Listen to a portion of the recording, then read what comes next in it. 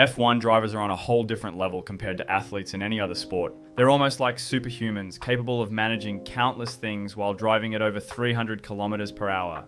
Even in the middle of a race, they're often thinking strategically, devising ways to maximize their results or defend in a slower car.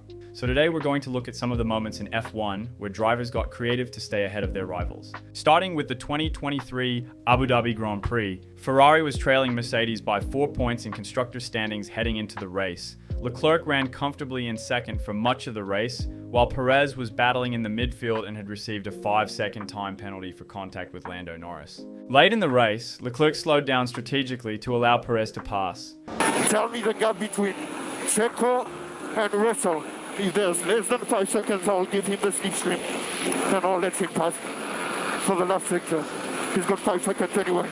The goal was to give Perez DRS and a slipstream, helping him build a gap of at least 5 seconds ahead of George Russell. If Perez had done so and retained position after the penalty, it would have secured enough points to lift Ferrari ahead of Mercedes in the standings. It was a very well-devised plan by Charles, and it came very close to paying off. Unfortunately, Perez couldn't build the required gap to Russell. After applying the penalty, Perez dropped behind Russell on the final classification, denying Ferrari the crucial points needed for second place in the championship. Next, we have the 2023 Singapore Grand Prix, where Carlos Sainz, well known for making his own strategies on the fly, used his experience and clever tactics to secure the only non-Red Bull victory of the season. Starting from pole, Sainz controlled the race comfortably until a late virtual safety car changed the dynamics. Both Mercedes drivers, George Russell and Lewis Hamilton, pitted for fresh medium tyres, giving them a clear pace advantage over Sainz and Lando Norris, who stayed out on older rubber.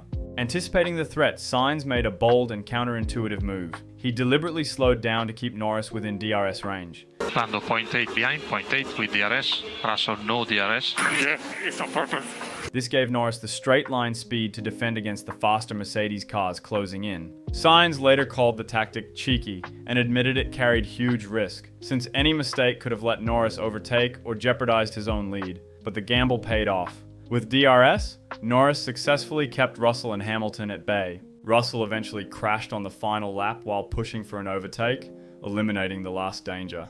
It was one of the most tactically brilliant drives of 2023. Sainz balanced aggression with composure, managing his tyres under pressure and outsmarting his rivals. He won not just with speed, but with ingenious race management. Then we have Sergio Perez's defense masterclass at the 2021 Abu Dhabi Grand Prix against Lewis Hamilton. In the middle phase of the race, both Verstappen and Hamilton had already made their pit stops. Perez, on much older tyres, stayed out and was handed a crucial mission by Red Bull: hold off Hamilton long enough for Verstappen to close an 8-second gap.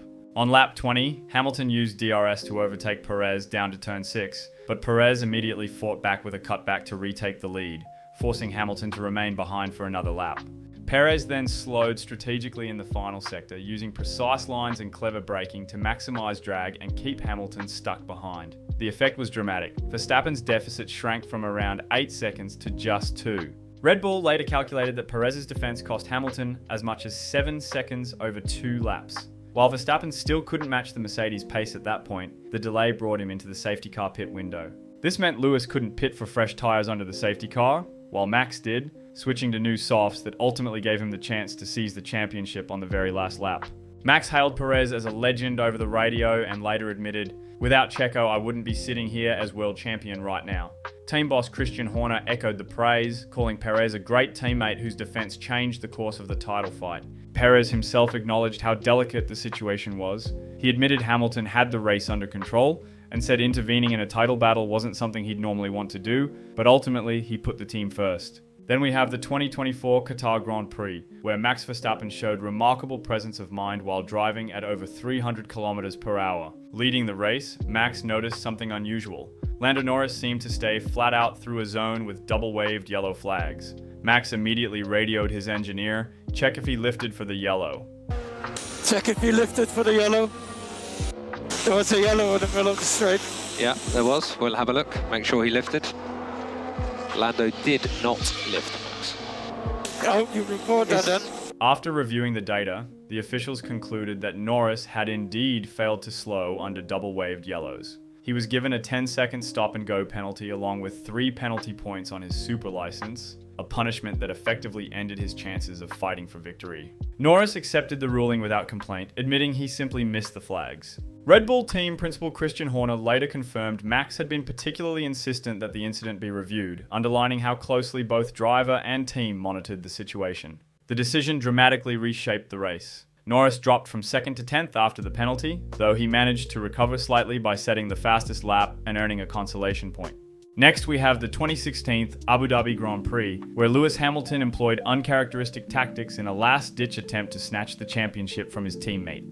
What am I supposed to do? Just sit there and let the dude come win the championship? You know, I have to kind of try to. Heading into the season finale, Nico Rosberg led the standings. Hamilton could still take the title, but only if he won the race and Rosberg finished off the podium. This meant Hamilton needed to create circumstances that might push Rosberg back into the clutches of rivals. Hamilton led the race from pole position, with Rosberg following in second. Instead of pushing flat out, Hamilton deliberately slowed his pace in the closing laps. By backing up the field, he kept Rosberg within striking distance of Sebastian Vettel and Max Verstappen behind. The idea was simple. If Vettel or Max overtook Rosberg, Hamilton could win both the race and the championship. Mercedes management, fearing that Hamilton's tactics could cost them victory, twice instructed him over the radio to increase his pace. Hamilton refused, stating bluntly, "Lewis, this is Paddy. We need you to pick up the pace. That's the instruction." Right now, I'm losing the world championship, so I'm not really bothered if I win or lose this race. This highlighted the clash between team interests, a safe 1-2 finish, and Hamilton's personal need to maximise his slim title chances. But despite Hamilton's efforts, Rosberg held firm under heavy pressure. Vettel attacked hard in the final laps, but couldn't get past. Hamilton won the race, but Rosberg crossed the line in second, securing his one and only Formula One World Championship. Days later, Rosberg shocked the sport by announcing his retirement. This episode is remembered as one of Hamilton's most tactical drives. It showed his willingness to use racecraft and strategy, even against his own team orders, to try to swing the title. It added tension to what was already a dramatic rivalry with Rosberg. It's often cited as a textbook example of a driver backing up the pack to manipulate the race dynamics in a championship-deciding scenario. And that's it for this video, guys. If you enjoyed it, give it a like and don't forget to subscribe. I'm trying to reach 5,000 subscribers, so please consider subscribing. Also, let me know your thoughts in the comments down below, and I'll see you guys in the next video.